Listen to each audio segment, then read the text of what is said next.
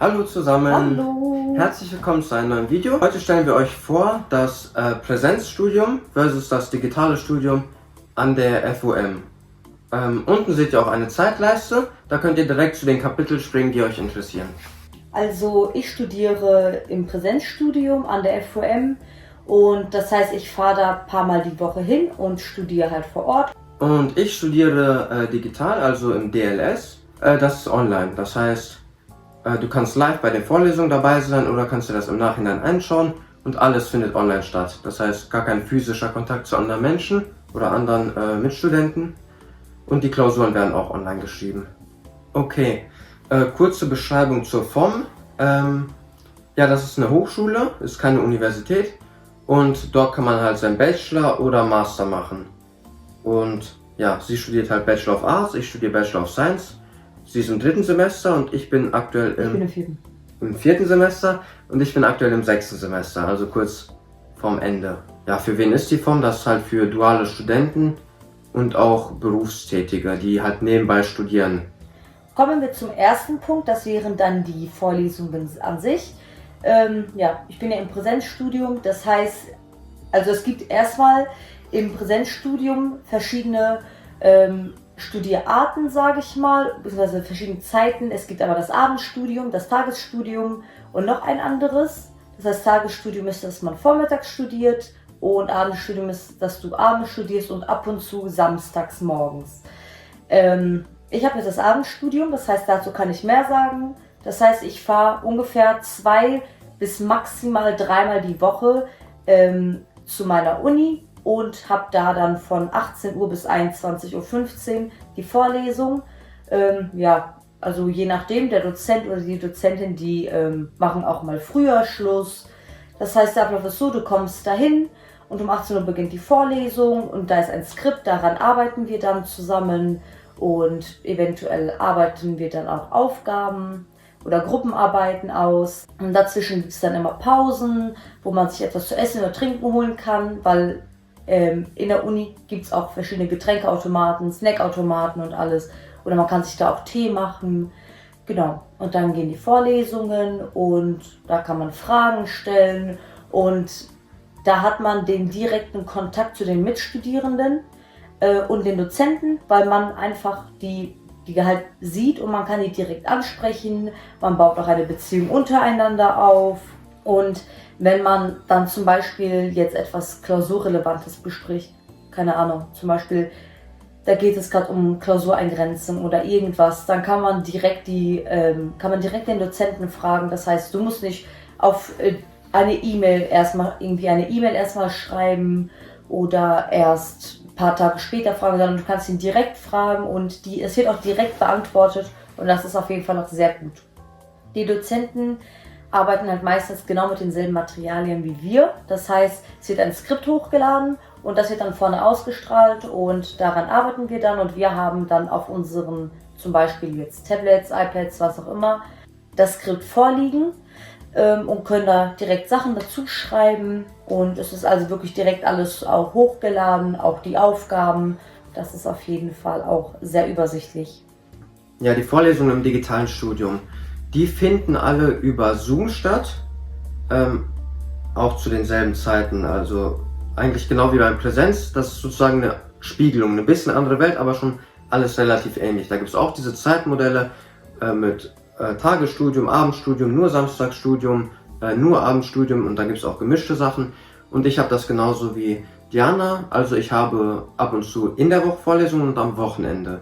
Ja, und die Vorlesungen finden halt über Zoom statt. Und da gibt es so 2 Arten von Leuten. Da gibt es so Leute, die immer bei jeder Vorlesung dabei sind und sich das alles anhören und auch direkt mit den Professoren reden. Also genauso wie sie gesagt hat, da kann man auch Fragen stellen und alles Mögliche. Und genau dieses Video oder diese Vorlesung wird aufgezeichnet und das dann sozusagen für die anderen Studenten oder für die das nochmal nacharbeiten möchten, dass man sich einfach nur dieses Video anschaut zu der Vorlesung, was ich immer mache.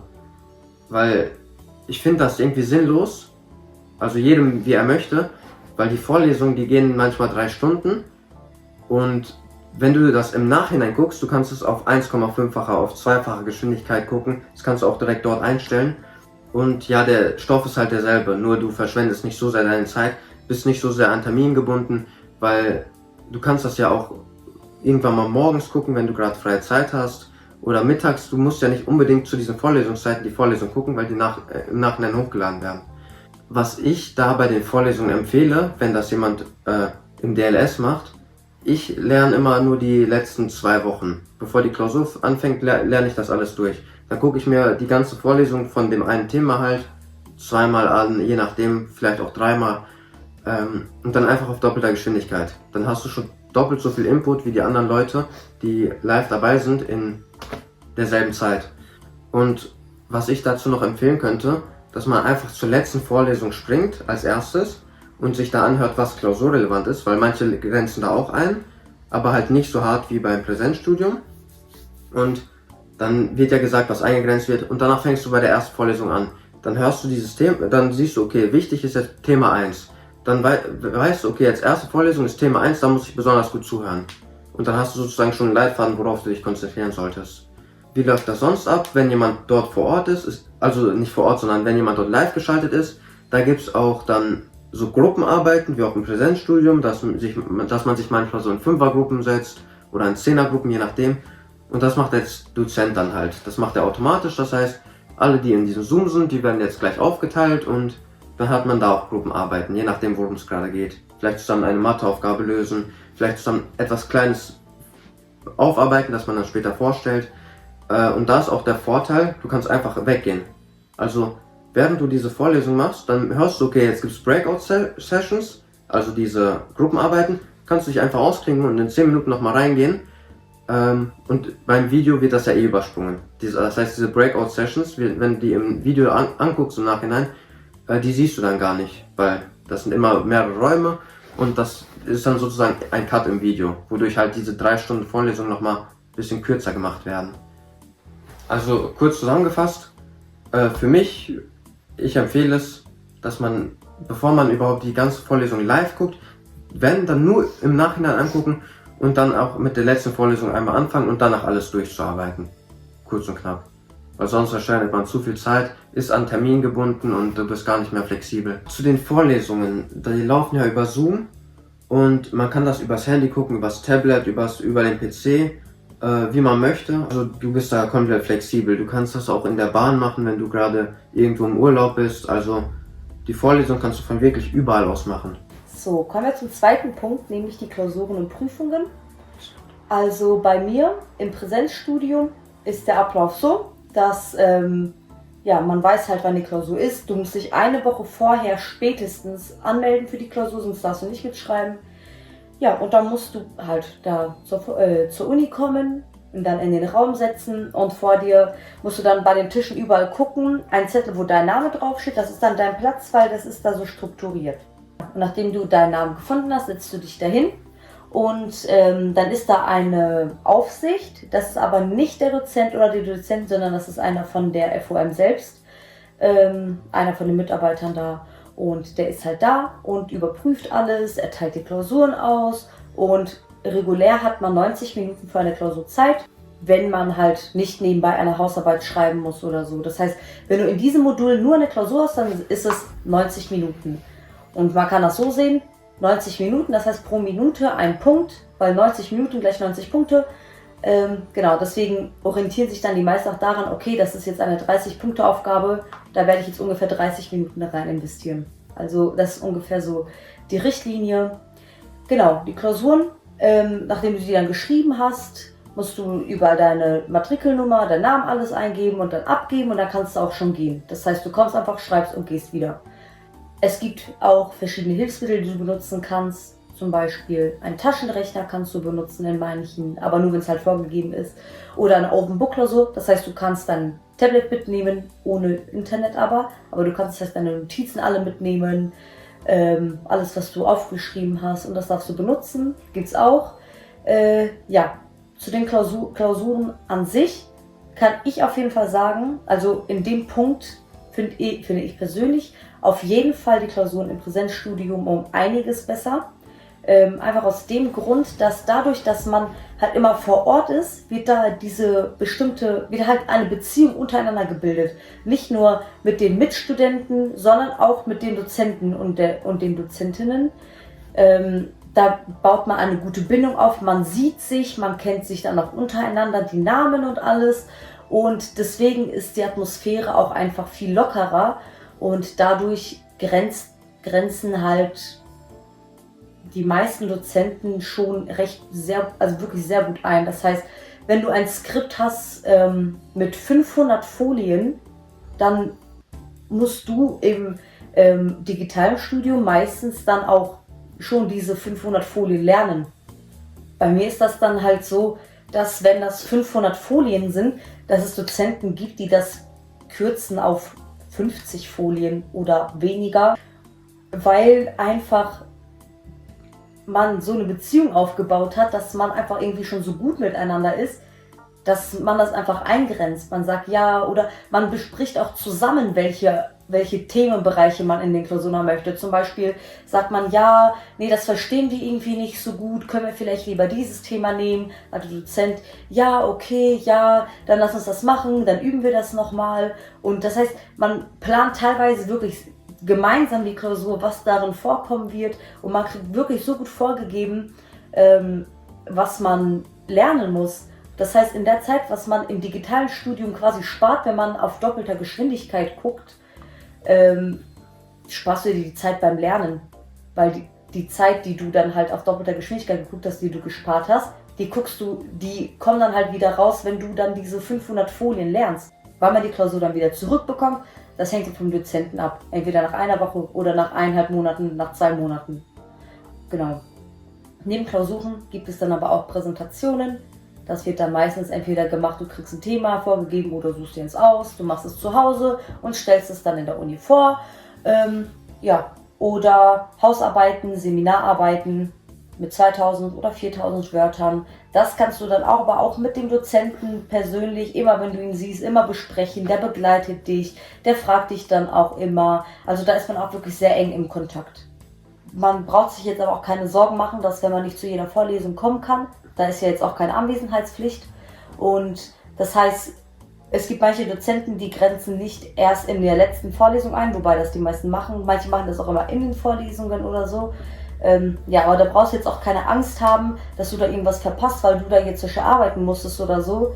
Dadurch, dass man halt im Präsenzstudium studiert, kennt man sich untereinander und da baut man halt auch so Freundschaften auf und Leute, mit denen man gut ist, und da gibt es dann auch immer eine WhatsApp-Gruppe und alles, und dadurch, dass man sich auch immer sieht und diese Bindung aufgebaut wird, also da schicken die Leute sich das eigentlich auch gegenseitig. Das heißt, wenn du jetzt sagst, ey, ich konnte heute leider nicht da sein, was habt ihr gemacht, gibt es eigentlich immer irgendwelche Leute, die immer sagen, was die gemacht haben und was klausurrelevant war. Vor allem in der Klausurphase dann fragt man immer gegenseitig, die schicken dann die Lernzettel zum Beispiel in die Gruppe, sagen, habe ich etwas vergessen, und dann hilft man sich gegenseitig. Das heißt, du brauchst dir da auch keine Sorgen machen, wenn du jetzt mal zu Vorlesungen nicht kommen konntest. Okay, kommen wir nun zu den Klausuren im digitalen Studium. Das läuft ein wenig anders ab. Also, wenn du die Klausur schreibst, du musst in einem abschließbaren Raum sein, da darf keine andere Person sein, und während den Klausuren darfst du nicht auf Klo gehen oder den Raum halt verlassen. Dabei darfst du nur einen Monitor haben, das heißt, Pflicht ist, du brauchst einen Computer, um die Klausur zu bearbeiten, mit Kamera, oder du kaufst halt eine Kamera und die verbindest du mit dem Computer, ist auch nicht schwer. Und ein Smartphone oder Tablet, iPhone oder iPad, das nimmt dich dann von der Seite auf. Das heißt, bevor du die Klausur startest, räumst du alles frei, unter deinem Tisch alles frei, der Schreibtisch soll komplett leer sein, dass dann nirgendwo so Spickzettel liegen, und dann nimmst du dein Tablet oder Handy und filmst einmal alles. Also deinen Schreibtisch, kurz darunter, kurz den ganzen Raum einmal durchleuchten mit der Kamera. Und danach sagt auch die Prüfungsaufsicht, ja, zeig mir mal deinen Studienausweis, deinen Ausweis, dass du wirklich die Person bist. Hältst du auch in die Kamera, dann deine Hilfsmittel, und danach kannst du warten, bis die Klausur halt richtig startet. Weil du wirst immer 45 Minuten bevor die Klausur startet reingelassen, um halt diesen ganzen Check zu machen. Und danach kannst du in der Regel auch nochmal mit dem Tablet ein bisschen weiter lernen, bevor es so richtig startet. Ja, während der Klausur wirst du dann halt von deinem Handy aufgenommen und von der Kamera vom Computer und dein Bildschirm wird geteilt. Das heißt, alles, was du auf dem Bildschirm machst, das können die dann auch sehen über dieses Programm. Und die Klausuren, das sind ja meistens viel mehr Studenten online als an einem Standort. Online sind teilweise bis zu 300 Studenten, die eine Klausur schreiben, und vor Ort, kommt drauf an, wo man ist, jetzt beispielsweise vielleicht in Dortmund, sind das vielleicht nur so 50, die eine Klausur mitschreiben. Deswegen sind die Klausuren meistens Multiple Choice, das heißt 4 Fragen, und dann sagt man, das ist die Frage, du musst 2 von den 4 ankreuzen. Dann kreuzt du 2 von den 4 an, oder einer von den 4 Antworten ist die richtige, und dann wählst du die halt aus. Das ist öfters so, weil wenn alle nur Fließtexte schreiben, schaffen die Dozenten es nicht, früh die ganzen Klausuren zu korrigieren. Und wenn du das über Multiple Choice hast, musst du nur einen Klick machen, dann ist die ganze Klausur gecheckt und dann kann man auch sagen, ob man bestanden hat oder nicht. Und da dauert es auch ungefähr so lange wie im Live-Studium, im Präsenzstudium. Es kann sein, dass es mal 1 Monat dauert, manchmal auch 2 Monate. Das ist auch immer unterschiedlich hier von Dozenten her. Ja, die Klausuren gehen auch wie im Präsenzstudium. Wenn du eine 90-Punkte-Klausur hast, was in der Regel immer so ist, hast du auch 90 Minuten Zeit, die Klausur zu schreiben. Und wegen den Eingrenzungen im digitalen Studium grenzen die nicht so ein, weil da können die ja direkt nachverfolgt werden, die Dozenten, wer was eingrenzt wurde, und dann kann das ja jeder sehen, der bei der FOM arbeitet, und den zur Rechenschaft ziehen. Beim Präsenzstudium sind das halt nur die Studenten und halt der eine Dozent, der das nur unter so einer kleinen Gruppe weiter sagt. Und so im digitalen Studium wird es sehr selten eingegrenzt. Es wird ein bisschen eingegrenzt, aber lang nicht viel, dass man sagen könnte, ja, der hat gut eingegrenzt oder die hat gut eingegrenzt. Aber dafür halt meistens eher Multiple-Choice-lastig. Ja, also manchmal muss man dann auch wirklich die 500 Folien drauf haben. Aber ich sag, wenn du dir das auf doppelter Geschwindigkeit 2-mal anhörst, du weißt, worauf dieser Dozent Fokus legt, du weißt, welche Folien übersprungen werden, worauf er besonders eingeht, und dann hast du auch drauf, was du besonders lernen musst, weil du es dir auch 2-mal angehört hast, bleibt das dann auch gut in deinem Hirn drin. Kommen wir zum dritten Punkt, die Gruppenarbeiten und Projekte. Gruppenarbeiten wie zum Beispiel auch Präsentationen, die man gemeinsam machen muss, kommt auch vor. Das wird dann auch genau wie eine Klausur gewertet. Da trifft man sich entweder oder man trifft sich in der Bibliothek, die es in der Uni selbst auch gibt. Man setzt sich da hin und macht das zusammen. Es ist halt gut, dass man diesen direkten Austausch auch hat, wenn man sich genau gegenüber sitzt. Ja, bei uns, das liegt wahrscheinlich auch an meinem Studienfach. Ich hatte schon 2-mal solche Gruppenprojekte. Das heißt, du suchst dir 4 Leute aus dem ganzen Studium, und mit denen machst du halt eine Hausarbeit. Zum Beispiel eine qualitative Forschung, das heißt Interviews machen und so ein Zeug. Oder halt eine quantitative Forschung, auch Interviews, aber ein bisschen anders. Ja, und da eigentlich findet jeder einen Partner. Es gibt da eine WhatsApp-Gruppe von allen Studenten, da sind auch mehr als 100 Leute drin. Und dann fragst du halt, ja, wer sucht noch nach einem Partner bei dem und dem Fach. Und da findet sich immer jemand. Kommen wir zum 4. Punkt, die Unterstützung und Betreuung. Es gibt eine Studienberatung, da ist die Nummer, die ist eigentlich auch überall hinterlegt. Da kannst du immer anrufen, die sind auch super freundlich und die antworten auch immer schnell, wenn du eine E-Mail schreibst oder so. Das heißt, da geht es wirklich ganz zügig. Ansonsten auch in der Uni selbst gibt es auch, ich glaube, bis 20 Uhr oder so sitzen die auch immer vor Ort in dem Büro. Da kannst du auch immer hingehen, irgendwas fragen. Wenn du irgendwie dich angemeldet hast für eine Klausur, du jetzt irgendwie doch nicht mehr mitschreiben kannst, wie du dich da wieder austragen kannst und alles. Das heißt, da ist eigentlich auch nicht kompliziert, ist auch auf jeden Fall machbar und auch sehr zügig bearbeitet. Ja, und dasselbe ist auch im DLS, da ist nur eine andere Telefonnummer und eine andere E-Mail, aber genau dasselbe. So, kommen wir zum letzten Punkt, nämlich unser Fazit und unsere Empfehlungen. Also, ich fange einmal mit den Nachteilen, denke ich, an. Also ein Nachteil ist auf jeden Fall, dass du da halt hinfahren musst. Also nicht in dem Sinne, dass du da anwesend sein musst, sondern dass wenn du hinfährst, dann musst du da halt erstmal hinfahren.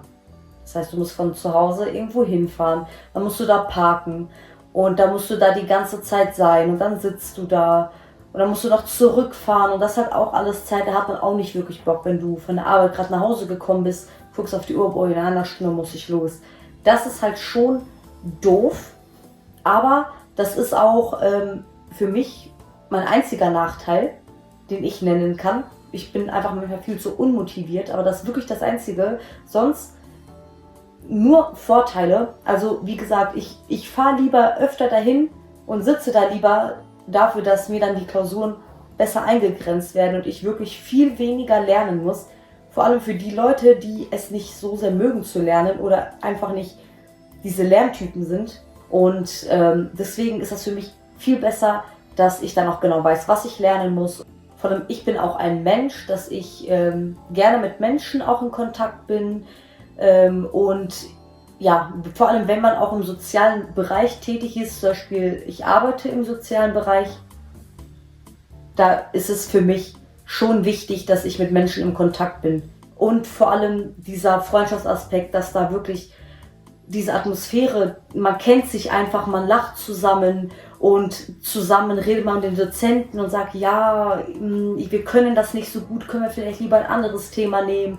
Der Dozent kennt uns und zum Beispiel, man geht dann auch zusammen Pizza essen, das haben wir zum Beispiel auch gemacht, dass wir Pizza alle zusammen bestellt haben, dass man auch im Sommer, an Tagen, wo es warm ist, dass man zusammen eher rausgeht und da die Vorlesungen macht, dass man zusammen Ausflüge macht, zum Beispiel, weiß ich nicht, in irgendwelche Anstalten oder, keine Ahnung, zum Jugendamt oder so, dass man da zusammen Ausflüge hinmacht. Deswegen würde ich auf jeden Fall eher das Präsenzstudium empfehlen, weil ich der Meinung bin, dass man einfach viel besser damit klarkommt, beziehungsweise ich komme besser damit klar. Man muss weniger lernen, man lernt direkt dann noch andere Sachen dazu, wie mit anderen Leuten zu kommunizieren, mit fremden Leuten. Ja, und deswegen würde ich einfach auf jeden Fall das Präsenzstudium eher empfehlen. Okay, kommen wir zu meinen Vor- und Nachteilen. Ein ganz großer Nachteil ist, dass halt sehr wenig oder seltener eingegrenzt wird bei den Klausuren. Das ist eigentlich auch der einzige Nachteil, den ich so sehe. Die Vorteile überwiegen bei mir gewaltig. Du bist zeitlich viel unabhängiger. Du musst nirgendwo hinfahren, du kannst das von überall aus machen. Du musst nie live bei den Vorlesungen dabei sein. Du kannst alle Vorlesungen im Nachhinein nochmal nachholen. Das heißt, die ganzen Sachen sind gespeichert. Und wenn du eine Sache nochmal unbedingt wissen musst, wie was gesagt wurde, worauf man achten sollte, kannst du das jedes Mal nochmal nachschauen und nachhaken. Und du bist komplett ortsunabhängig und zeitunabhängig. Das ist, finde ich, ein riesiger Vorteil für dieses digitale Studium.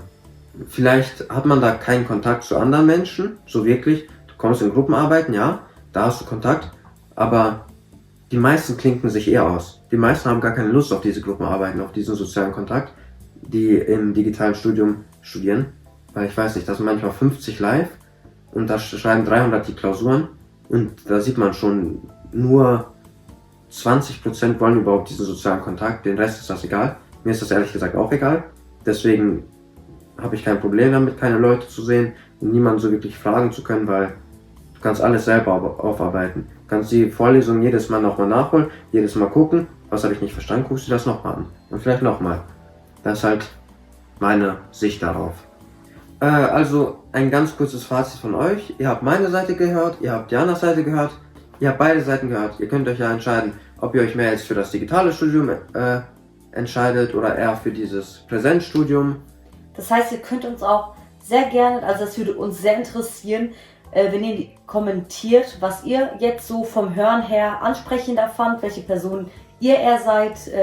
Ja, würde uns auf jeden Fall interessieren, wie viele Personen eher das Präsenzstudium wählen würden und wie viele Leute das digitale Studium wählen würden. Oder wenn ihr auch irgendwelche anderen Fragen habt oder so, könnt ihr auch in die Kommentare reinschreiben. Wir werden so schnell wie es geht antworten, wahrscheinlich noch am selben Tag.